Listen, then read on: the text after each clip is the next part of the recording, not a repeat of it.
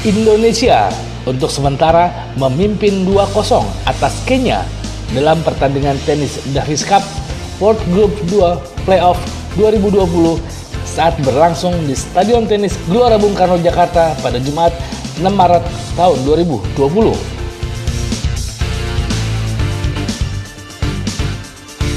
Klan kemenangan pertama tim Merah Putih itu dibuka oleh penampilan ciamik Christopher Rungkat yang sekaligus memenuhi janjinya untuk mengamankan kemenangan straight set saat menghadapi Sel Koteka melalui skor 6-1 dan 6-2.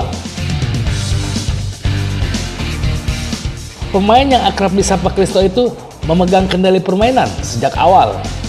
Beberapa kali ia mencatatkan ace untuk membuat lawannya tidak berkutik. Setelah unggul 3-0 pada set pertama, Christo kemudian kalah pada game keempat setelah beberapa kali juice, sehingga mengubah skor menjadi 3-1. Itu merupakan satu-satunya game yang dapat dimenangi Koteka pada set pertama. Petenis Kenya 20 tahun itu memang sempat memaksakan juice pada 3 game tersisa di set pertama, namun ia tidak mampu menghadang Christo untuk memenanginya. Kedikdayaan Christo kembali terlihat pada set kedua. Ia melaju mulus untuk memenangi 4 game awal sebelum Koteka mampu mencuri game kelima dan mengubah skor menjadi 4-1 untuk keunggulan Christo. Game selanjutnya menjadi milik Christo untuk semakin dekat dengan kemenangan set dan mengubah skor menjadi 5-1. Namun Koteka mampu mencuri 1 game lagi setelahnya.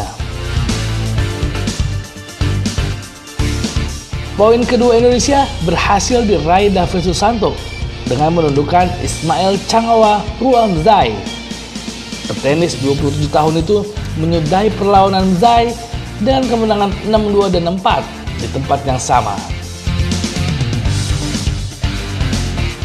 Zai sempat memberi perlawanan sengit pada awal set pertama, tetapi setelah David menggenggam keunggulan 3-1, petenis Kenya itu semakin sulit mengimbangi permainan tuan rumah dan hanya mampu mencuri 1 game sebelum David mengamankan kemenangan 6-2.